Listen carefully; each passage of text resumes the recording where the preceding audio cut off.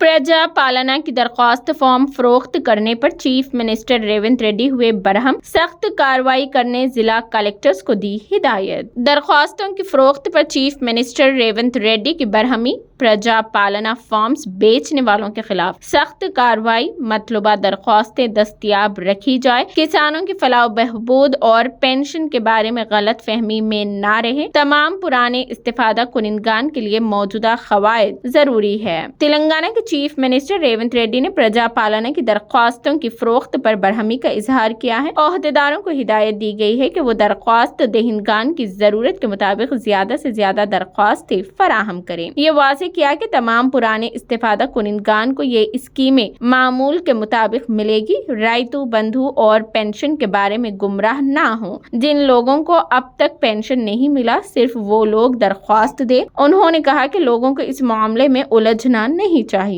रेवंत रेड्डी ने chief secretary और CM principal secretary के साथ प्रजा पालना की दरख्वास्तों जमीनी सतह पर सूरत हाल का जायजा लिया। इस माह की 28 तारीख से रियासत में प्रजा पालना के आगाज के तनाजुर में ओहदेदारों से अब तक मुनक़िदा ग्राम सभा की तफसीलात, दरख्वास्तों की तफसीलात, दरख्वास्तों को कबूल करने के अमल और अवाम का रद्द अमल का जायजा लिया। और चीफ मिनिस्टर ने यह भी तजवीज़ दी कि जितनी दरख्वास्तें दरकार हो, दरख्वास्तों की कमी के बगैर दस्तयाब कराई जाए। जो लोग दरख्वास्त देना चाहते हैं, उन्हें बगैर किसी मुश्किल के कार्रवाई करने की हिदायत की गई है। जिला कलेक्टर्स को दरख्वास्तें फरोख्त करने वालों के खिलाफ सख्त कार्रवाई करने की हिदायत दी गई है। तजवीज़ दी कि अवामी नुमाइंदों को प्रजा पालना प्रोग्राम में हिस्सा लेना चाहिए। ऐसे इक़दाम किए जाए कि लोगों को किसी भी हालत में मुश्किलात का सामना न करना पड़े। ओहदेदारों को एक बार फिर वाज़ेह तौर पर हिदायत दी गई कि प्रजा पालना कैंपों में